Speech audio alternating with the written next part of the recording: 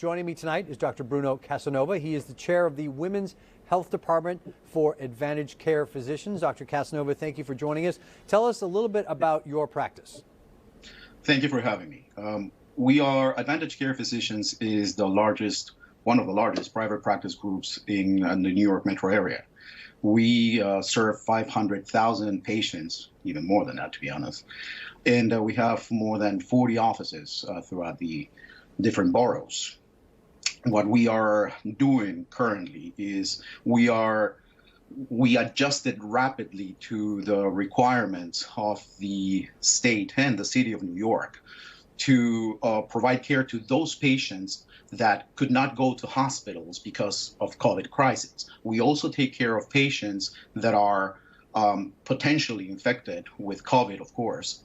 But we are the support for this large group of people who cannot go to hospitals at this point and or those that have a high chance of getting infected. Your focus, obviously, women's health. We have heard that this has been more deadly for men. What are you seeing on the women's side? And obviously we should bring up the fact that, that brings up questions about pregnancy, breastfeeding, and all that kind of stuff. There's a lot of misinformation out there about pregnancy and breastfeeding. Let me clarify a few things, okay? So first, pregnancy itself is a state when you are a little bit immunosuppressed. For those in the medical field that are watching us, I'm going to put this in the layest terms so we can all be on the same page. So when you acquire this infection, of course, creates an inflammatory reaction in your body, specifically in your lungs. And that's why it can affect women differently. Nonetheless, there has not been any studies, no randomized clinical trials, of course, we don't have time for that, showing that pregnant women are more affected than non-pregnant women. There are reports nonetheless. We have reports from China showing that out of 33, 34 patients, only 3 or 4 babies were born who tested positive for the antibody, and all of them did well. In our experience, I work in Brooklyn and Manhattan. In our experience at Brooklyn Hospital, for example, we delivered more than 20 patients with COVID-19, infected with COVID-19, who have not been infected. Who deliver babies who have not been infected. And thank God, we have not had any fatalities among the ladies.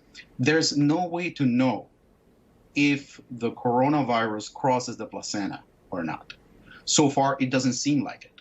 It seems like the antibodies cross the placenta, but not the virus necessarily. Interesting. And what about, heaven forbid, a woman who perhaps had just given birth, is breastfeeding a child, that woman is positive for coronavirus. What would that person do? Right. Let's think about this together. When you are breastfeeding, you are giving more than just milk. You're giving antibodies. You're giving protection to your kid.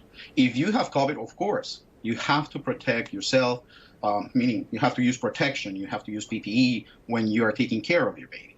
At the same time, you have to if you can use a pump instead of bringing the baby closer to you, it's a possibility. Nonetheless, skin-to-skin contact has many other benefits as well. So we have to balance things here. The advantage of breastfeeding and giving antibodies to the baby can actually protect the baby for the future. Babies don't form antibodies for the first 2 or 3 months after being born. The only thing I would recommend for those of you who are infected and who just delivered is please wash your hands thoroughly prior to taking care of your baby. When you are dealing with the bottle, please make sure that you are washing your hands prior to handling the bottle, and of course immediately after taking care of your baby as well.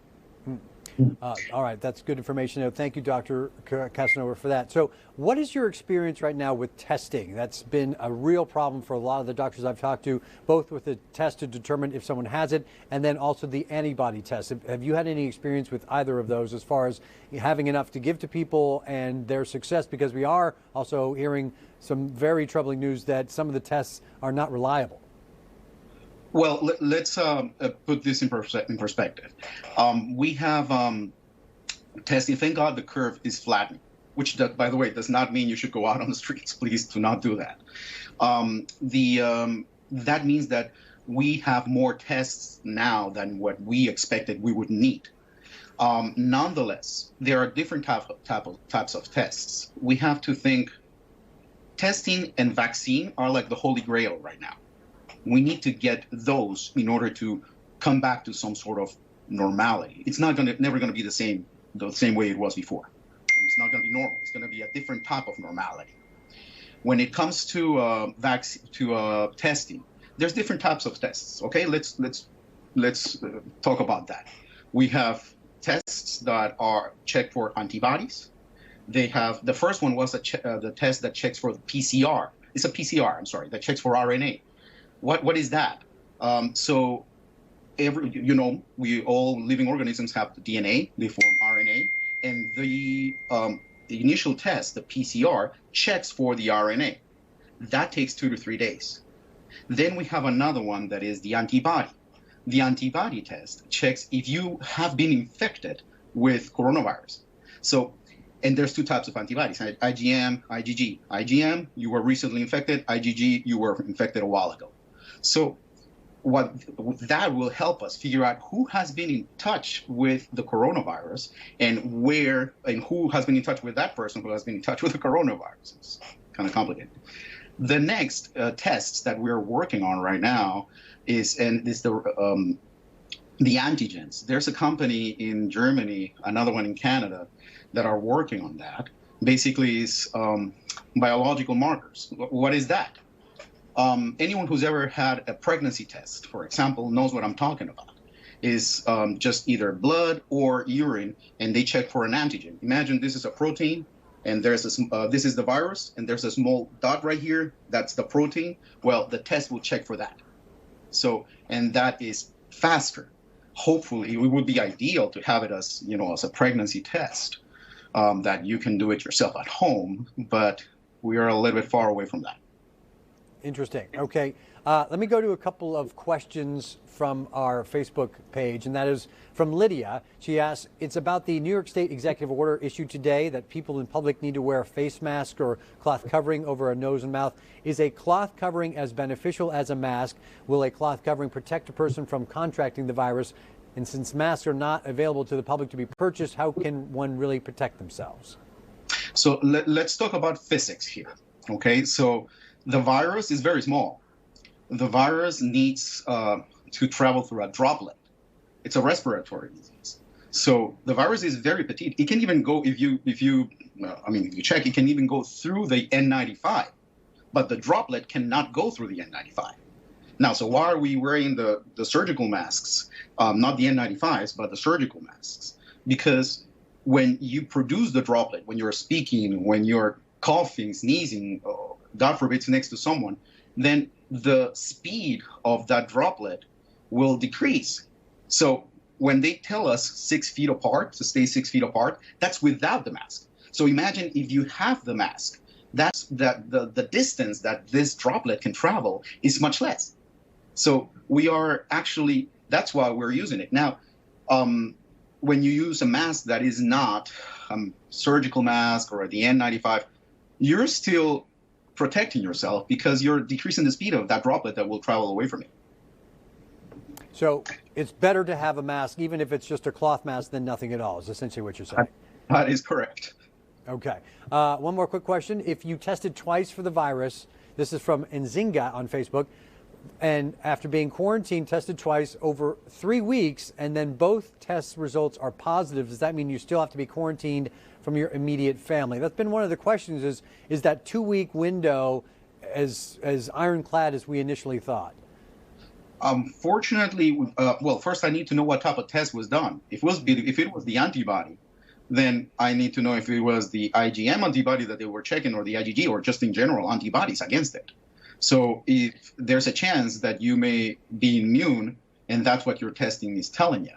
So if it was the antigen or it was the PCR, that's a different story. That's a different story, because the PCR shows that you currently have the virus in your body. So I can't answer that question directly. Gotcha. Okay. I tell you what, let's take a quick break, but we'll be right back with Dr. Casanova in just 1 minute.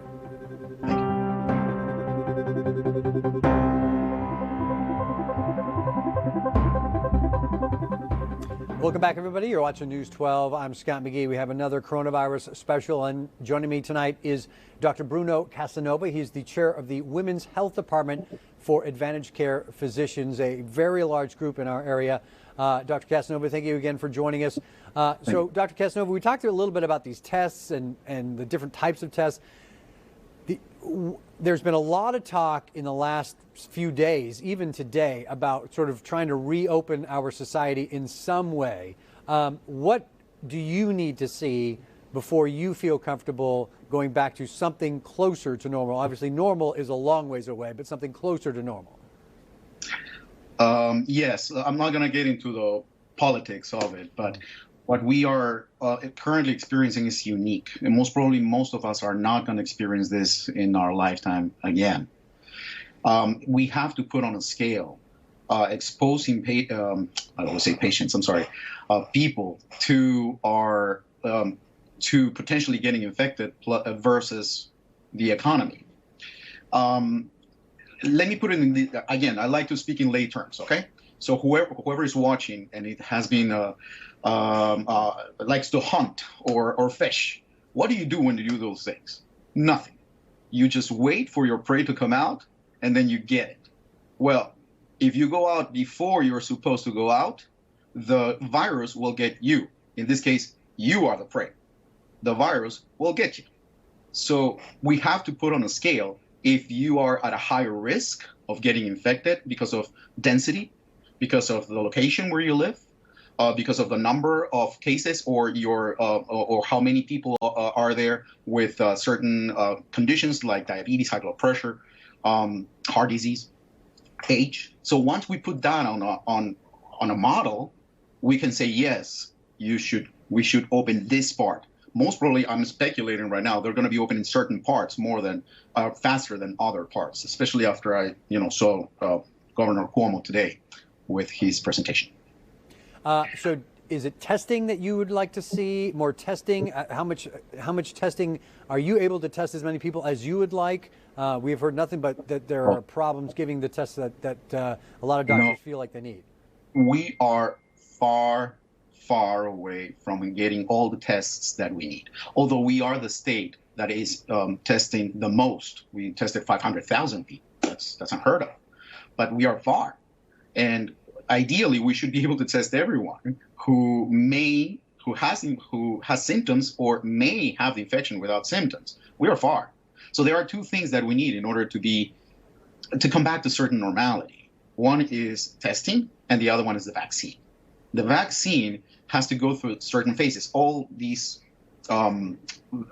research studies about vaccines go through phases: phase 1, 2, 3, and 4. The fourth one is usually marketing, so I'm not going to talk about that. But we are moving fast. We're moving fast. At NIH, they are currently at phase 2, I believe, in one of the studies, and they're hoping that we will have a vaccine earlier rather than later. Initially, these tests take about 1.5 years, and that's moving fast. They're moving extra fast, and apparently we're going to have this much earlier. But that's still maybe 1 year away. So we know that there's some other things we got to have first. So one of the things I've been hearing a lot about from my own personal doctor, I got an email about telemedicine. You are the type of clinic that would work with that. Can you talk to people about how telemedicine works when you can't go to see your doctor, but you still have chronic issues that need to be monitored, high blood pressure, the types of things you've been talking about?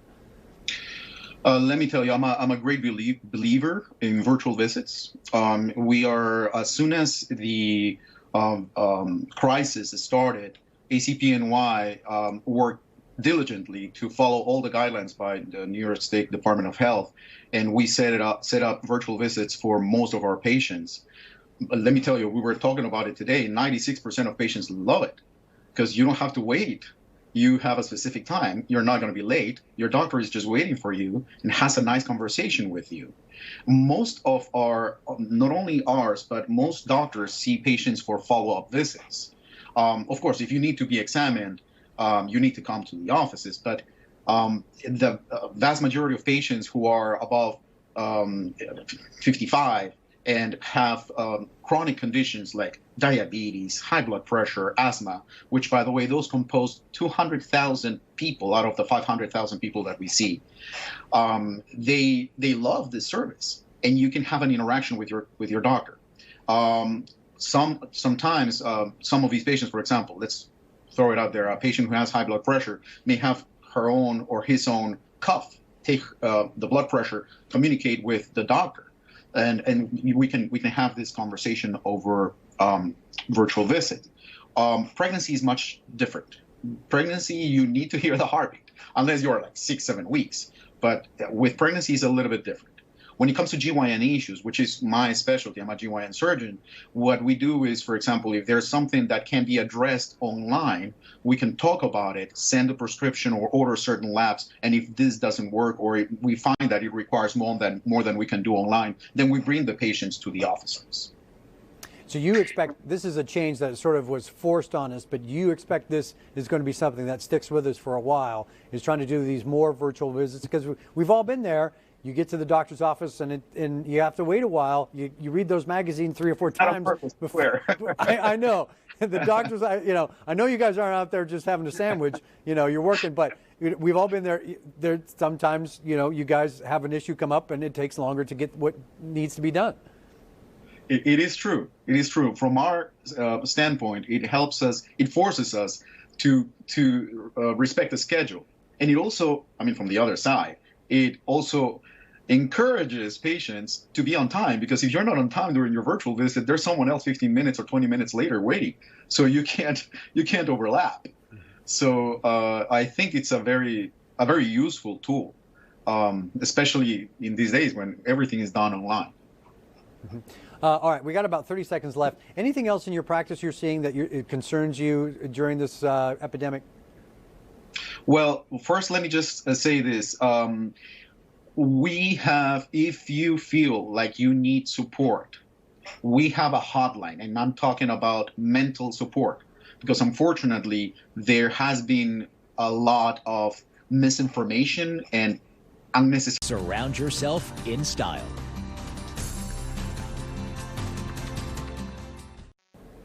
Welcome back, everybody, to our coronavirus special. I am joined by Dr. Bruno Casanova, a women's health specialist. Dr. Casanova, just a minute ago, I had to interrupt you. I apologize for that. But we've been talking so much about physical health, those chronic diseases, asthma, high blood pressure, but we haven't really talked about mental health, and that is so important. Can you touch on that a little bit more? Yes. This is a stressful time. Of course, no question about it. We all are dealing with the stress of these changes. Human beings, we like some stability, and whenever we have anything that changes that stability, we lose our balance. So if you feel you need support, New York City has a very good support hotline, which is New York City Well, NYC Well.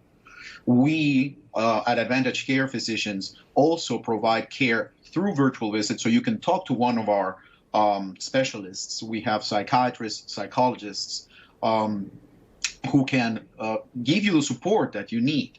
The bottom line here is no one should feel like he or she is dealing with this alone.